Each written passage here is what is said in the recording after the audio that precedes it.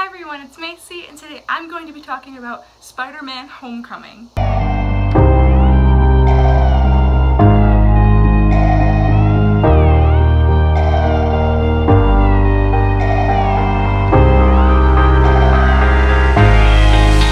know this is a change of scenery, but I wanted to show my Captain America Civil War poster just because we're talking about Marvel. I have never done a movie review before, so bear with me. Normally I only do book reviews, but I just had to talk about this movie. I love Spider-Man so much. He is by far my favorite hero. I've loved the Marvel Universe for a while. I've always wanted to do reviews on the Marvel movies, so here we go. Let's all just appreciate my Spider-Man tank top just for this video. This review will be full of spoilers. I will be talking about my favorite parts and the notable reasons why I love this movie so much. If you haven't seen this movie, go watch it, then come back so we can talk about it. Trust me, you won't regret watching it. I've seen it twice and I've enjoyed it both times. Bye non-spoiler people! Alright, let's get this thing started. Alright, so first things first, Tom is the best Spider-Man that we've had. He not only portrays Peter perfectly, but he also plays Spider-Man so well. He really captures the character that we know and love. I'm actually really glad that this was not an origin movie because everyone knows the story of Spider-Man. And if you don't, then there's two other perfectly good origin stories out there that you can watch. I'm really happy Tony was in this movie. He was in it just the right amount of times, not too much and not too little. Tony is trying so hard to be such a good father type figure. I love the part when Peter is in the sandwich shop and they're talking about Aunt May and he responds with how's your daughter? Another funny part is when he's standing on the building and the guy's like, yo Spider-Man, do a flip or whatever, and then he actually does the flip. The montage type thing is the friendly neighborhood Spider-Man type deal when he webs the guy to his own car and he's like, it's my own car, dumbass, and it's just, he's so bad at being a hero, but it's so refreshing. One thing that always bothered me about past Spider-Mans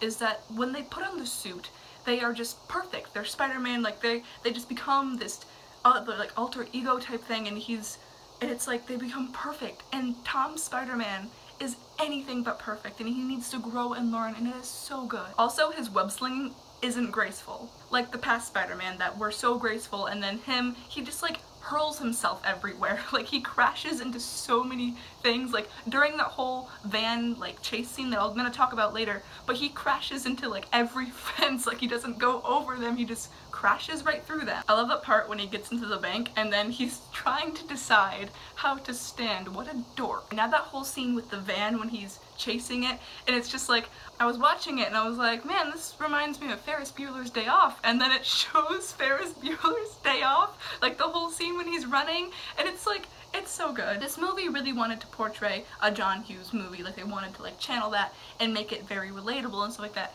and they did that so well. So when Peter rejoins the decathlon team and then Flash is you can't just come back here and expect to be welcomed back, and then the teacher comes off the bus, he's like, hey Peter, welcome back. Also, I don't know if anyone else saw this, but Ned on his laptop, he has stickers, and one of them is the I'm fine dog. It's such a good meme. Ned is the friend that everyone needs in their life. Something that this movie did a really good job of was the humor. It wasn't forced and it was placed pretty well. Some of the jokes that they would say are in the situations, I could picture me or my friends saying that type of stuff. Also in the elevator shaft scene, I started to freak out a little bit because they referenced the iconic upside down kiss between Tobey Maguire's Spider-Man and MJ, and I was freaking out. You know, because he's hanging upside down and then the suit's do it, this is your chance, kiss her, and then he falls, and it's so funny. The Donald Glover interrogation car scene type thing, and his hands webbed to his car, and he's that'll dissolve in 2 hours, and he's dude, I got ice cream, or something. It was so fun. So is that gonna be Miles Morales' uncle or something, or was that a reference, because he said that he had a nephew in in Queens, and I was wait a second, is that Miles Morales? Who? So comment down below if you think that's what's happening, because I think it's what's happening and I really hope it is. He's so frantic when he's trying to web the fairy together, and then when it starts to fall apart, he is so distraught. He literally almost rips himself apart just trying to save it. Also, the webbing isn't indestructible like in the past movies. Some examples are in the elevator shaft when he falls, and then when the fairy, when they snap. I think it's good because then it's like something that can be improved and worked on as the character grows himself. I like how Peter's intelligence is shown in the ferry scene. Like, he really understands physics because he asks the suit to, like, you know, find all the like strongest points in the ship so they can web them together so then they can stay together, and then when it doesn't work and then it falls apart, it's like that's a really good moment because Peter is just a nerdy kid and it shows it, and I love it so much. Just the entire scene when Peter's like, if you were actually here, like if you really cared, then you would actually be here, and then Tony opens up the suit and walks out and Peter is so shook. It's such a good like dad type figure moment. Also, the if you're nothing without this suit then you shouldn't have it, and that is so important. God, the shift between Aunt May helping him prepare for homecoming when she's like helping him tie a tie because they both don't know how to tie ties, and then helping him how to like learn how to dance, and there's that stereotypical happy music playing in the background, and then bam, Michael Keaton opens the door and oh my god, the entire theater went quiet. And like after a few seconds of like processing what was happening, people were like, what? Like people actually started whispering stuff like that, and I was so shook. I was like, are you serious? I'm glad that Michael Keaton's like vulture type character was Liz's dad, because it kind of like, it added so much more depth to the character and more connections, and it just made him a really good villain. Peter is so scared during the house and the car scenes. Like, he is 15 years old and has no idea what this adult is going to do to him if he finds out who he is, which in the end he does. This is basically his first encounter with a real major villain, and he is so scared out of his mind. Truly A+ acting. Michelle is my favorite and everyone can fight me, but I'm going to talk about her in a little bit.